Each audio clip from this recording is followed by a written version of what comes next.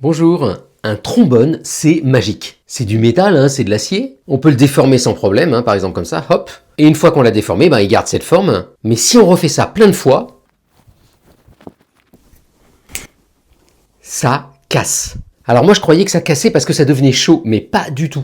Et donc la question c'est qu'est-ce qui s'est passé ? Bon alors déjà si je vais voir à l'intérieur, ce que je vois autour de moi, c'est des atomes parfaitement organisés. C'est un cristal, là ça va surtout être des atomes de fer et puis quelques atomes de carbone, et qui sont tous accrochés entre eux par des liaisons. On peut imaginer ça un peu comme des petits ressorts. Et donc on pourrait se dire, quand on déforme le métal, on va casser les liens entre eux et puis hop, on va les déplacer. Mais ça coûterait énormément d'énergie. En fait, quand on déforme le métal, il a une façon bien plus astucieuse de se réorganiser pour que ça lui coûte pas trop d'énergie. Ça s'appelle les dislocations. Regardez bien ce qui se passe là-dedans. Vous avez des atomes parfaitement organisés, sauf à cet endroit-là, où vous avez un petit défaut qui permet à une rangée en plus d'atomes de se glisser. Et donc si vous déplacez ce défaut, regardez, vous êtes en train de faire bouger tout le haut par rapport au bas. Et pourtant, ça casse pas beaucoup de liaisons, ça coûte pas beaucoup d'énergie. Et donc si vous avez des dislocations dans un métal, ça va être facile de le déformer.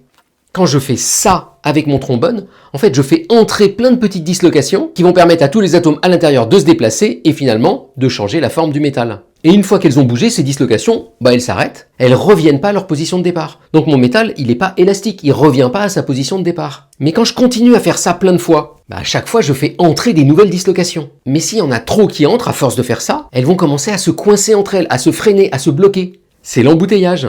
Et au bout d'un moment, vu qu'elles n'arrivent plus à se déplacer, le métal, on n'arrive plus à le déformer, il devient trop dur, et ça va le rendre cassant. Et ça, du coup, ça vous donne une recette de cuisine incroyable pour contrôler les propriétés d'un métal.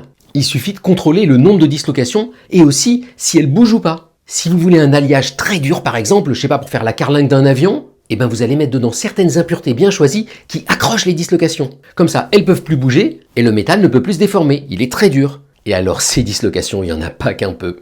Pour que vous imaginiez un petit peu, dans ce petit bout de fil de fer, il y a actuellement quelques milliers de milliards de dislocations. Voilà, et donc j'espère que la prochaine fois que vous tordrez un bout de fil de fer, vous vous souviendrez quelque part dans un coin de la tête que vous venez de faire entrer dedans des milliers de milliards de dislocations atomiques.